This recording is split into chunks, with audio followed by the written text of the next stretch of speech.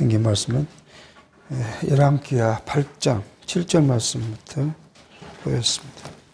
엘리사가 다메섹에 갔을 때에 아람 왕 베나닷이 병들었더니 호기 왕에게 고하여 가로되 하나님의 사람이 여기 이르렀나이다.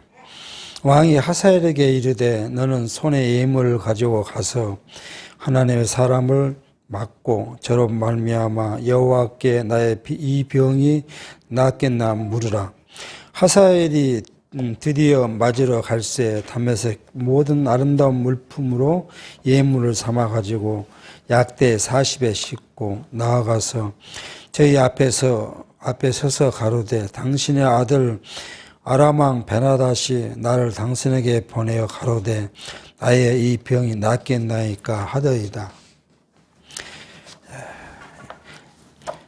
엘리사가 가로되 너는 가서 저에게 고하기를 왕이 정령 나으리라 하라.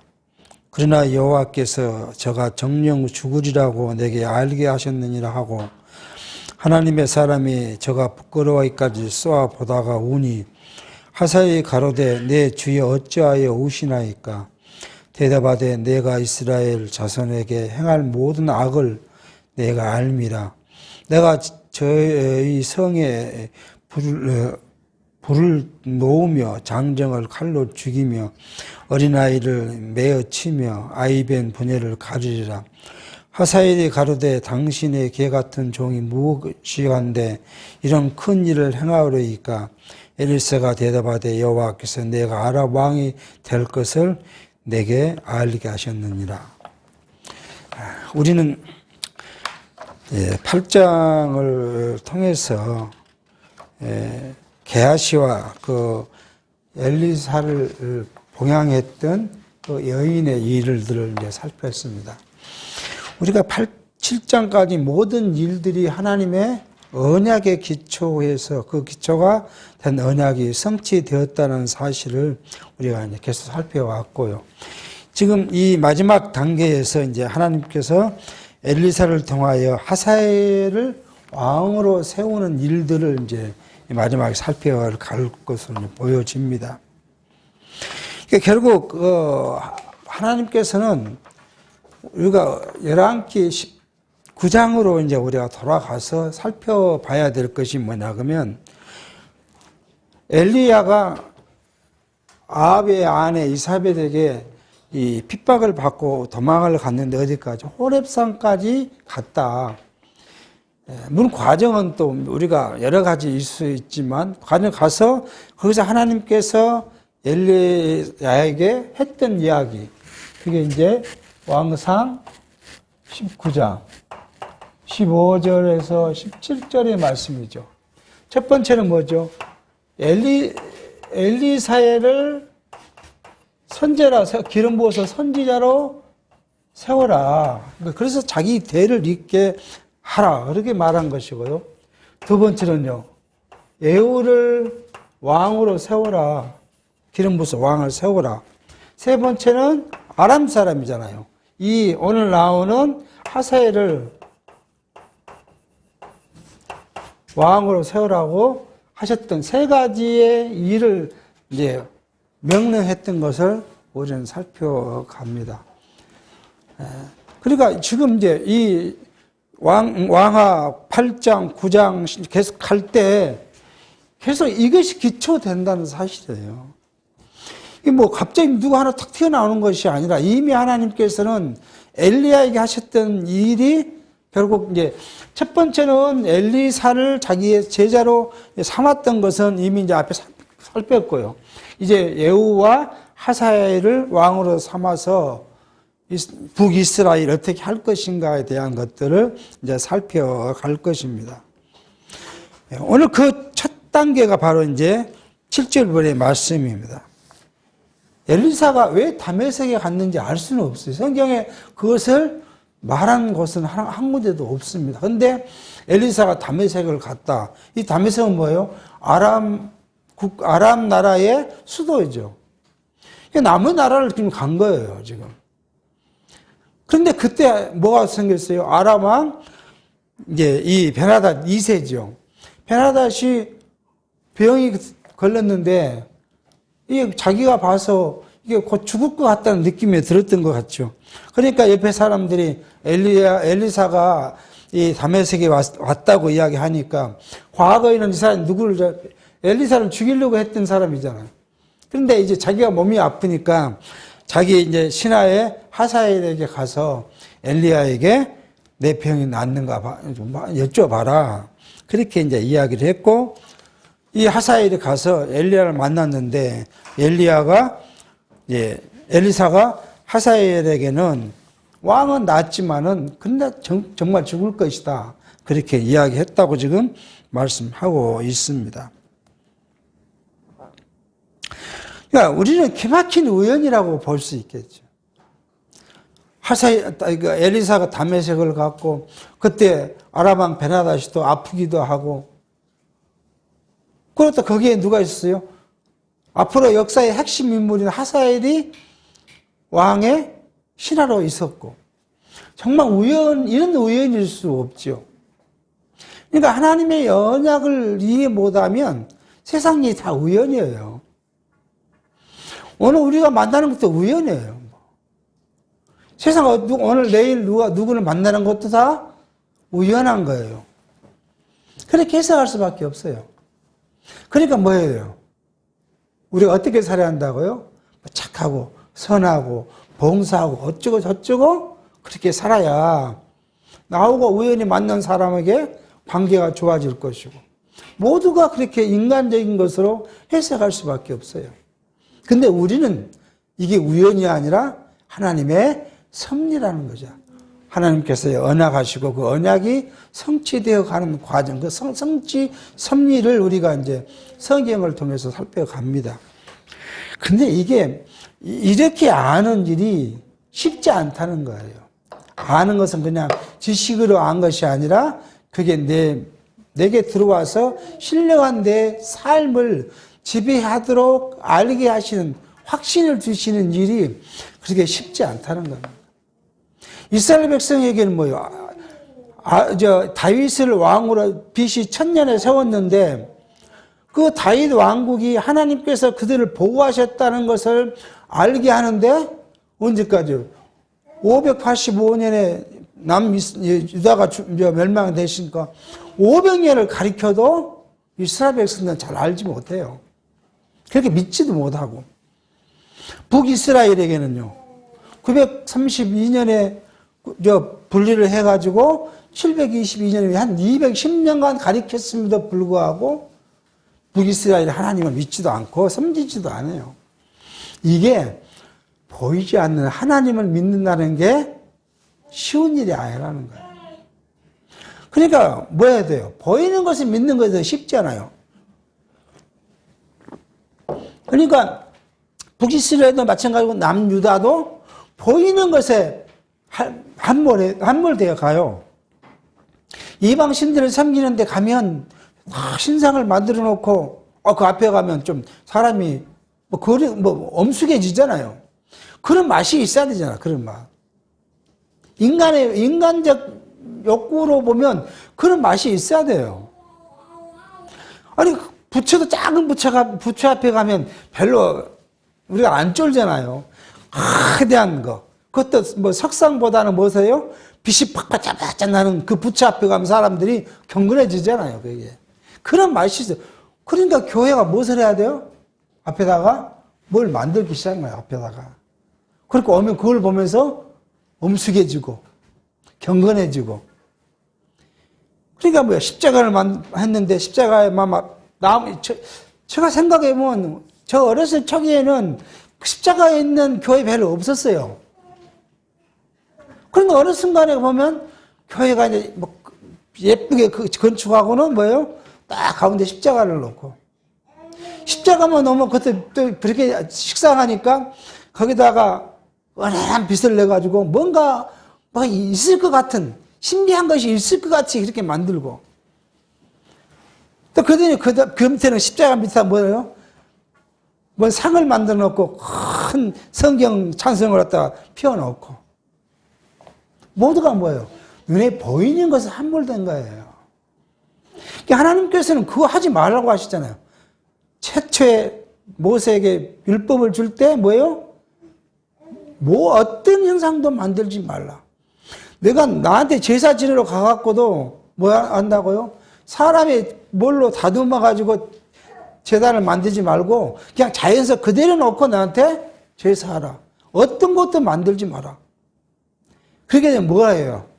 눈에 보이는 것으로가 시작하면 진리가 왜곡되기 시작하는 거예요. 하나님 왜곡되기 시작하는 거예요. 오늘 현대도 마찬가지예요. 우리가 이제 이렇게 비판하면 또 누군가 우리를 비판하겠죠. 우리가 그 천주교에 가보면은 뭘 많이 만들어 앞에 놨잖아요. 그 앞에 가서 보이는 것에 절하고 그것이 누구라고요? 뭐 신령한 것이라고 생각하지만 그 사람들은요 보이는 것에 절하고 있는 거예요. 유럽에 가면은 온통 보이는 것, 성당에 가면 뭐 있어요? 눈으로 형용할 수 없는 것들을 만들어 놓고 거기 앞에 경건하게 엎드리게 한다고요. 이게 하나님을, 보이지 않는 하나님을 알게 하시는데 그걸 교육하는데 천년이 걸려요. 유대인들에게는. 그래도 다 하나님을 믿지 못해요. 오늘 우리 마찬가지예요. 80년 동안 우리를 교육을 훈련해도 보이지 않는 하나님을 우리가 온전히 믿기가 어려워요. 이게 무엇에 함몰돼요? 보이는 것에, 육신의 것에. 그러니까 바울이 한 말이 그 말이에요. 탐심이 뭐라고요?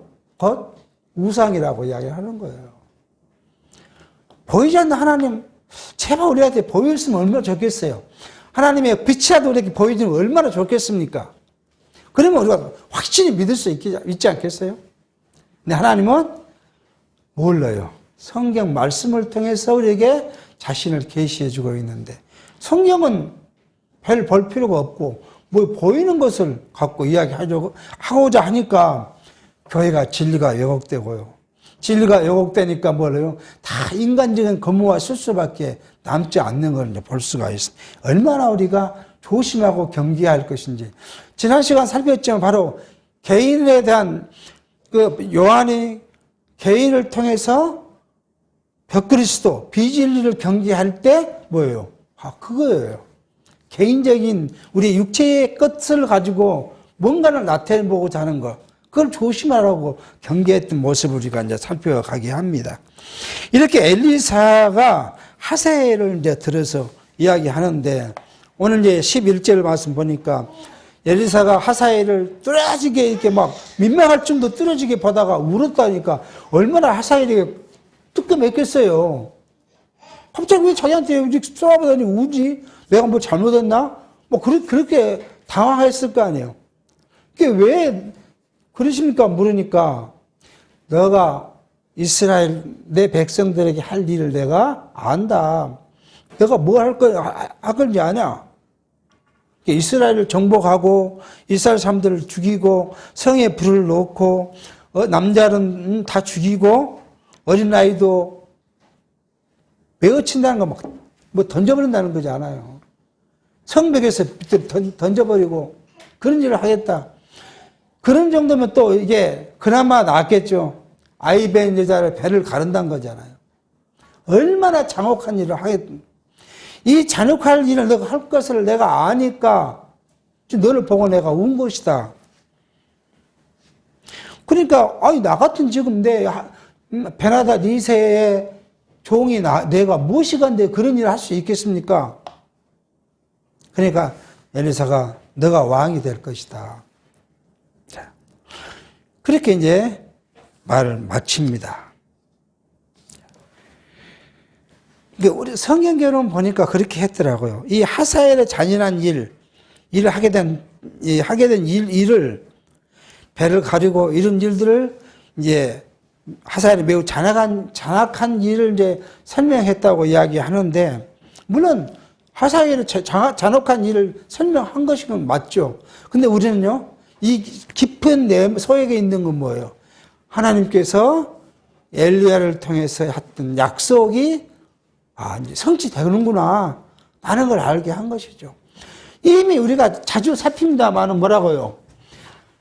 하사엘이 북이스라엘 백성을 죽일 건데 그것도 남은 자를 누가 죽인다고요? 예후가 죽일 것이다. 예후는 누구예요? 북이스라엘 왕이에요. 근데 누구요? 아합 왕 가문을 다 죽일 거란 거예요. 죽일 것이고, 에후가 죽여도 남은 아합 가문은 누가요? 엘리사가 죽일 것이라고 성경이 이미 예고한 바가 있죠. 그러니까 지금 하사엘을 통해서 성취해 가는 것은 이제 하나님께서 엘리야를 통해서 언약했던 일들이 성취된다. 그걸 보여주는 거고, 성취되는 사실을 우리가 역사 속에서 확인해 가는 것이 우리로 하여금 하나님을 알게 하는 방법이라는 것을 알게 합니다. 이 사실은 또한 우리는 다르게 다 보면은 하나님은 이스라엘 백성만을 섭리하시는 것이 아니라 누구까지도요? 이방까지도 섭리하신다는 거예요. 이방에 하나님 이스라엘 백성이 낳고 세워지고 왕이 세워지고 왕이 죽는 일뿐만 아니라 이방 나라의 사람까지도 낳고 죽는 것, 그 역사를 섭리하신다는 거예요. 그러니까 우리가 이것이 완전히 믿어지면, 100% 믿어지면, 우리가 진짜 우리에게 주신 하나님의 섭리가 하나님의 계획대로 성취될 것이라는 거예요. 내가 오늘 공고함이 있고, 오늘 내가 형통함이 있고, 뭐가 있다 하더라도 그것이 뭐예요? 하나님의 작정 섭리 안에서 지금 그것이 이루어져 가고 있다는 사실이에요. 그러니까 내가 오늘 공고하더라도 실망할 필요 없고, 낙심할 필요가 없는 것이고, 내가 형통했다고 해서 뭐예요? 내가 자만하고 교만할 필요 없다는 사실을 우리가 알게 하신다는 것을 볼 수가 있습니다. 14절입니다. 제가 엘리사를 따라가서 그 주인에게 나아가니 왕이 묻되 엘리사가 내게 무슨 말을 하더냐? 대답하되 저가 내게 이르기를 왕이 정녕 나으시리라 하더이다. 그 이튿날에 하사엘이 이불을 물에 적시어 왕이 얼굴을 덮음에 왕이 죽은지라 저가 대신하여 왕이 되니라. 자, 하사엘이 왕이 되는 과정도 별로 아름답지가 못합니다. 그러니까 자기 왕을 실제 죽이고 자기가 왕이 됐다. 성경은 지금 그렇게 이야기합니다.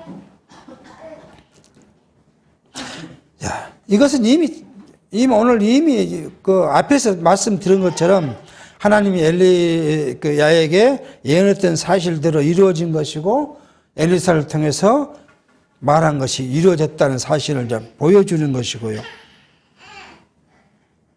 그리고 이 모든 일은 뭐예요? 그리스도께서 오셔서 성취하실 일에 대한 예표로서 모형인가 그림자라는 사실을 우리가 알게 합니다. 마태복음 5장 17절을 보니까 내가 율법이나 선지자나 폐하러 온 줄로 생각지 말라. 폐하러 온 것이 아니요 완전케 하려 함이로라. 요한복음 4장 19절 여자가 가로되 주여 내가 보니 선지자 소리라. 그 사마리아 여인이 예수를 보고 선지자로 이야기합니다. 그러니까 이미 신명기 18장 18절에 뭐라고 이야기하시냐면 모세를 통해서 내가 그들의 형제 중에 너와 같은 선지 하나를 그들을 위하여 일으키고 내 말을 그 입에 두리니 내가 그에게 명한 것들 그가 무리에게 다 고하리라고 이렇게 말씀합니다. 그러니까 선지자로 오실 그리스도. 예수께서 오셔서 오신 이미 우리는 알죠. 예수님의 3직, 왕직, 선지자, 제사장직을 가지고 오신 그리스도 오셔서 이루실 그 메시아에 대한 예표로서 지금 모형과 그림자인 것을 이제 살펴왔습니다. 자, 이렇게 이제 살폈는데 우리는 다시 한번 이제 열왕기서를 다시 개론적으로 볼 필요가 있겠죠. 열왕기서 첫 번째 문제는 뭐였죠? 언약왕조. 약간의 이제 결혼의 제목과 약간 상이합니다만은 내용을 우리가 보는 거죠. 언약왕조가 뭐고, 그 다음에 이 언약왕조로부터 이탈한 왕조가 뭔가를 처음 이야기를 했죠. 그래서 이제 다윗이 늙어서 이제 죽게 되고 아들 솔로몬이 왕이 됐다가 솔로몬의 행적을 이야기했고, 그리고 솔로몬이 나이 들어가면서 이방 여인을 데려다가 왕비로 삼았고, 솔로몬이 나이 드니까 이제 판단력이 없어지니까 뭐 해야 돼요? 성전 바로 건너편 산에다가 금오스를 만들고 이방 신들을 만들어서 많은 여인과들 함께 이방 신을 섬겼다. 하나님이 그게 이제 노하셔가지고 솔로몬을 죽여야 되죠. 그러면. 그런데 누구게요? 다윗, 언약 왕조의 시초인 다윗을 생각해서 솔로몬 때는 그러지 않고 아들 때야 그러겠다. 그렇게 약속하셨고 그 아들, 솔로몬의 아들 르호암 때 북이스라엘과 남유다로 나누셨다. 그런 일을 이제 첫 번째 살폈고요. 두 번째 이제 북이스라엘을 이야기를 했어요. 북이스라엘이 어떤 나라인가, 하나님께서 북이스라엘을 어떻게 했던가. 그래서 북이스라엘의 분열 초기는 뭐고, 어떻게 부패되었고, 자, 이 북이스라엘 이제 멸망 과정을 이야기했는데, 첫째는 뭐예요? 남유다. 뜬금없이 북이스라엘을 이야기하는데, 남유다의 뭐예요? 부패를 이야기해요. 그래 놓고는 뭐예요? 북이스라엘의 부패를 이야기를 합니다. 이게 이제 두 번째 단락에서 우리가 살폈던 거예요. 그런데 여기도 뭐냐 그러면 우리는 북이스라엘의 부패는 두 번 하나님께서는 이야기하는데 남유다는 이거는 한 번만 해요. 그 다음에 뭐예요? 남유다가 북이스라엘보다 훨씬 부패했다는 거잖아요.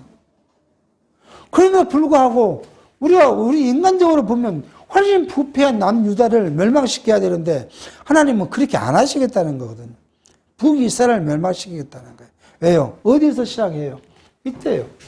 솔로몬을 그렇게 부패하니까 아이야 선지자로 통해서 여로보암이 왕이 되겠다고 한 적이 없잖아요.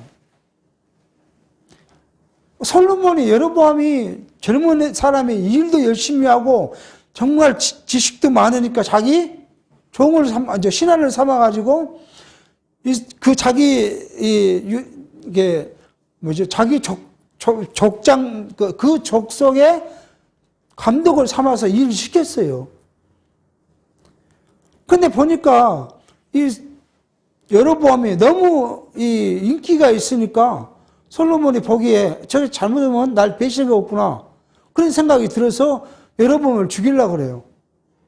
그러니까 여러분 도망가야죠. 이제 죽지 않으면 도망가야겠죠. 그럴 때 뭐예요? 아이야가 여로보암 만나가지고 자기가 여로보암이 옷도 만지지 않죠. 자기가 입던 새 옷을 다시 2개를 찢어가지고 10개를 주면서 하나님이 너를 10지파의 왕을 세운다고 했다. 그렇게 이야기를 합니다. 약속을 해 주시죠. 언약한 것이죠.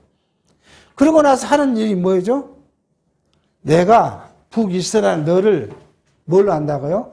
남유다를 때리는 솔로몬의 그 죄, 이 죄를 때리는 도구로 사용할 거다. 그런데 너를 영원히 그렇게 세워놓은 것이 아니라 어느 때가 되면 너를 없앨 거다. 그렇게 약속을 해요. 그래서 남유다를 없애겠다는 말이 아니라 북이스라엘 너를 남유다를 때리는 도구로 사용하다가 그 기능이 끝나면 너를 없애겠다고 이미 시작부터 그렇게 약속을 하십니다. 근데 북이스라엘 멸망할 때까지 계속 뭐예요? 남유다를 괴롭혀요. 남유다 싸우고 남유다를 쫓아가고 뺏고 하는 일들을 북이스라엘이 계속 하고 있는 걸 볼 수가 있어요. 자, 그래 놓고는 뭐예요? 이제 남유다를 교훈한 것이 아니라 세 번째는 북이스라엘을 교훈해요. 이 교훈의 방법이 뭐였어요? 우리는 첫 번째는 표적을 통해서 했다가 두 번째 예언을 통해서 전쟁에서 승리할 것 죽을 것들을 예언을 통해서 세 번째는요 이 북이스라엘의 저주와 네 번째 이 것들이 뭐예요? 하나님께서 하셨다는 것들을 표적을 통해서 다시 확증해 주시죠. 그렇게 해서 북이스라엘 교훈이 오늘 지금 말씀 여기 8장 15절까지 끝납니다. 그러니까 지금 이 아까는 뭐 최소 북이스라엘이 어떻게 하겠다, 뭘 하겠다는 것들이 이루어졌다는 사실을 우리 알게 하고, 그 다음에 이제 이 8장 16절부터는 뭐냐 그러면 북왕조의 멸망 과정을 이제 살펴갑니다. 네 번째죠. 북왕조, 북이스라엘 왕조의 멸망. 그 과정을 살펴갈 것입니다.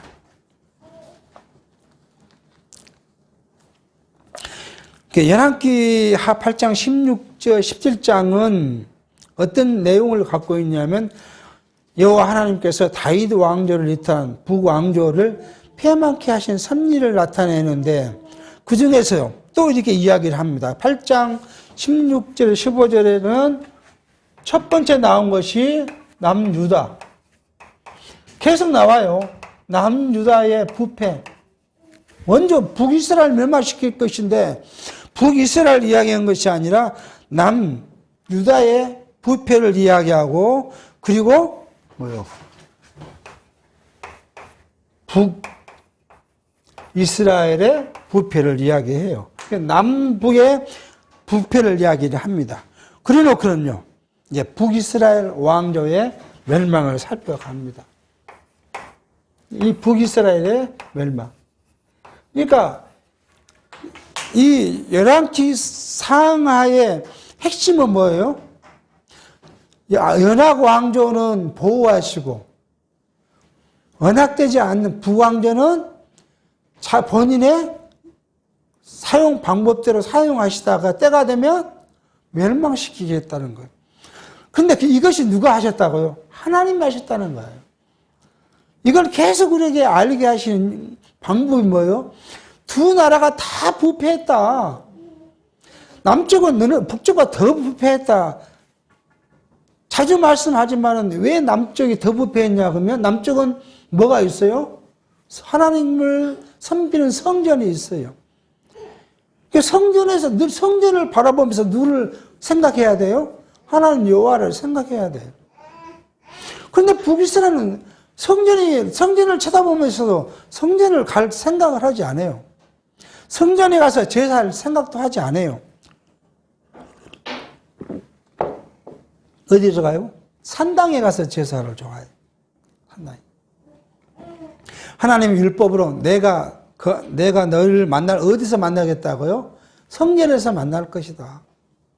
내가 너희에게 성전에서 너희 앞에 일어날 일도 말로 약속해 줄 것이고, 너를 만나서 너희의 고충도 내가 들어줄 것이고, 다 성전에게 가서 하겠다고 했는데, 남유다 백성은 기뚱에 생각도 하지 않아요.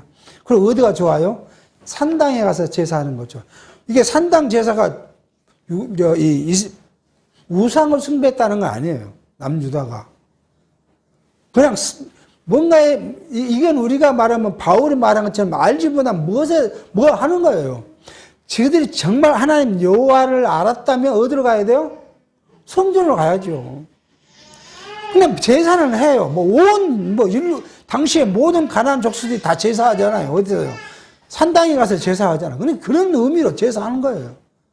이게 얼마나 하나님 앞에는 부패한 것이라고 늘 이야기합니다. 불구하고 하지도 않아요. 그러니까 그런 부패 속에서도 남유다를 보존해 주시는 것이 하나님의 뜻이었고, 북이스라엘 멸망하는 것이 하나님의 뜻이었는데, 이 모두가 다 누가 하셨다고요? 하나님이 하셨다는 것을 우리들은 알게 하는 거예요. 근데 왜 그랬느냐 하는 거죠. 왜 남쪽 유다를 그렇게 보호해 주셨느냐? 기존신앙에서는 다윗을 끌어와 다윗이 하나님을 평생 동안 어떻게 해요? 온전히 하나님을 섬겼다고, 그래서 했다고 이야기를 합니다. 근데 성경은 다윗이 하나님을 온전히 섬긴 거 그것 때문에 한 것이 아니라 뭐요? 하나님이 다윗에게 하신 약속 때문이라고 해요. 그 약속을 할 때는 다윗이 하나님을 온전히 섬기고 그럴 때가 아니죠. 왕으로서 실수하기도 하고요. 누굴 데려와요? 신하의 아내를 데려다가 그 범죄를 저지르기도 하고요. 그럴 때 하나님이 다윗에게 약속하신 거예요. 그게 사무엘하 2장 12절부터 17절까지. 다시 한번 제가 읽어볼게요. 내 수완이 차서 내 조상들과 함께 잘 때에 내가 내 몸에서 날 자식을 내 뒤에 세워 그 나라를 경고케 하리라. 저는 내 이름을 위하여 집을 건축할 것이요 나는 그 나라의 위를 영원히 경고케 하리라. 나는 그 아비가 되고 그는 내 아들이 되리니 저가 만일 죄를 범하면 내가 사람 막대기와 인생 채찍으로 징계하려니와 내가 내 앞에서 패한 사울에게서 내 은총을 빼앗은 것 같이 그에게서는 빼앗지 아니하리라. 내 집과 내 나라가 내 앞에서 영원히 보존되고 내 위가 영원히 경고하리라 하셨다 하라. 나단 이 모든 말씀과 이 모든 묵시대로 다윗에게 고하니라. 그러니까 하나님께서는 누구와요?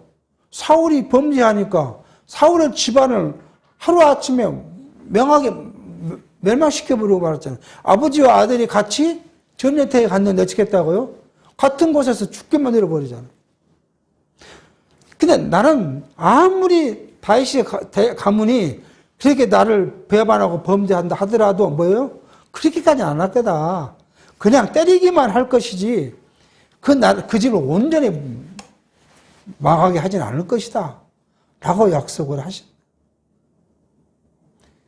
그 약속대로. 근데 이 약속이 다윗 가문에만 유효한 것이 아니라 오늘 저와 여러분에게 유효하다는 거예요. 그래서 감사하는 거예요.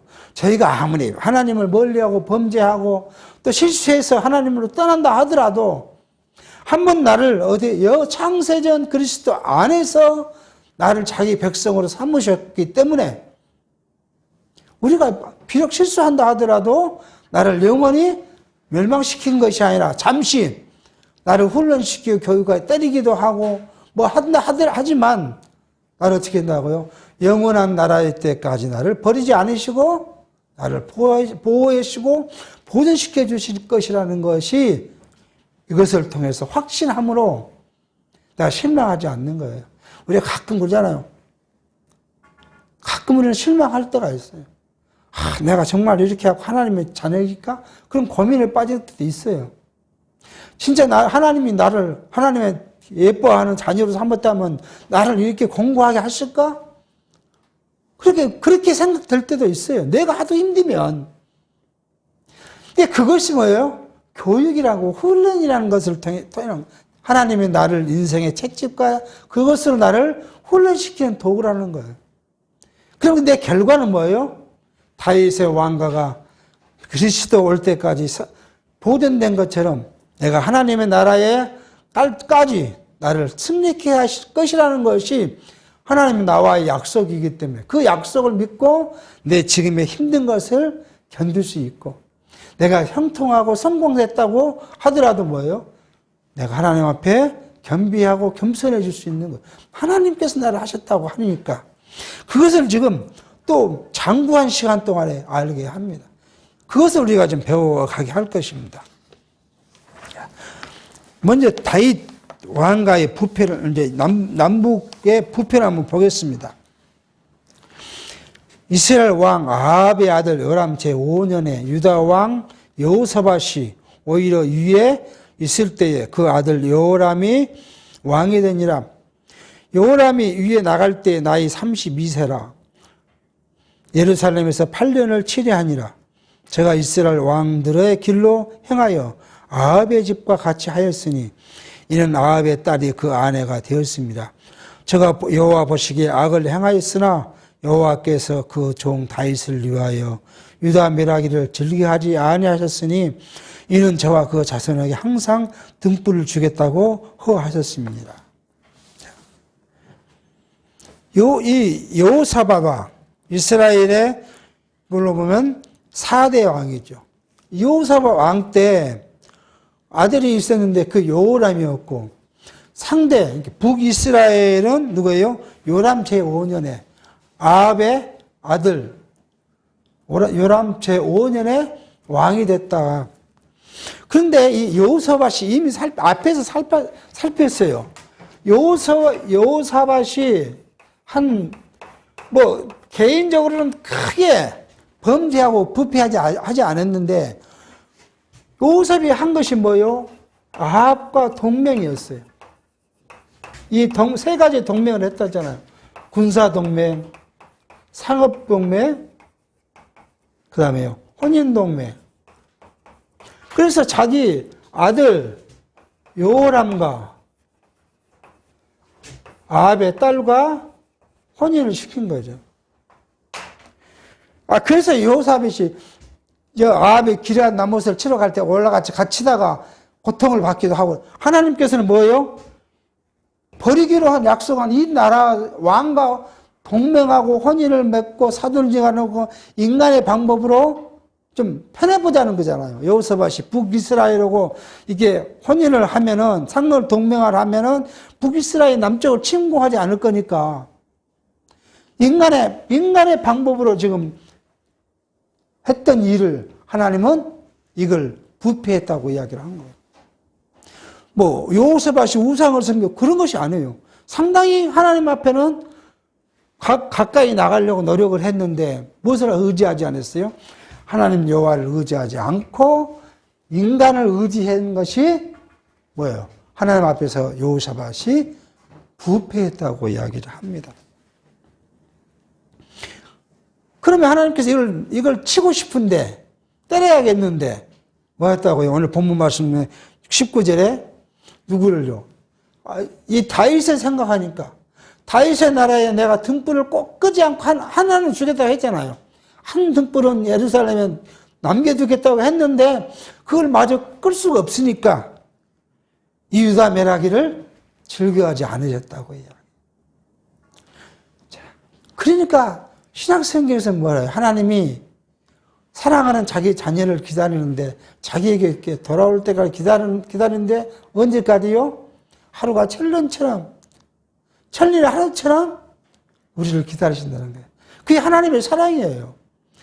유다를 멸하는 것은 해야 될, 마땅히 멸해야겠지만, 유다에게 한 약속과 그 사랑이 그걸 좋아하지 않는, 인간의 말로 표현한 거예요. 하나님이 유다를 때리고 싶은데 내가 다윗과의 약속도 있고 내가 그들을 내 친백성이라 삼았는데 그 사랑 때문에 이들을 때리고 싶지 않다는 거예요. 마찬가지잖아. 우리가 실수하면 하나님을 때릴 수 있겠죠. 그리고 우리는 날마다 하나님의 때림에 일어서지도 못할 거예요. 우리는요.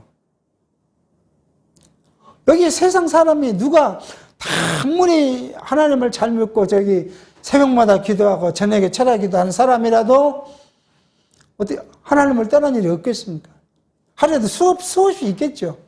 그때만 때리신다면 우리가 하나님 앞에 서 있을 만한 사람이 어디에 있겠어요?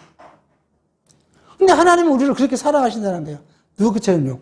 자기 아들 독생자 그리스도를 보내서 죽기까지 우리를 사랑하심으로 차마 우리를 때리지 못하는 거죠. 그 사랑이 우리를 언제까지요? 돌아올 때까지 기다리신다는 거 아니에요. 그 비유를 예수께서는 어떻게 해요? 탕자의 비유를 이야기를 한 거예요. 많이 알죠. 저놈이 이렇게 가서 저리 가면 다 쓰고 힘들 거란 거 알지만 그래 네가 그렇게 하고 싶은 거 해봐라고 주고 돌아올 때까지 날마다 멀리 쳐다보며 기다렸다. 라는 것이 하나님이 우리에 대한 사랑이라는 거예요.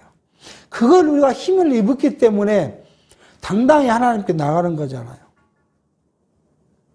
이게 하나님의 백성의 특권이에요.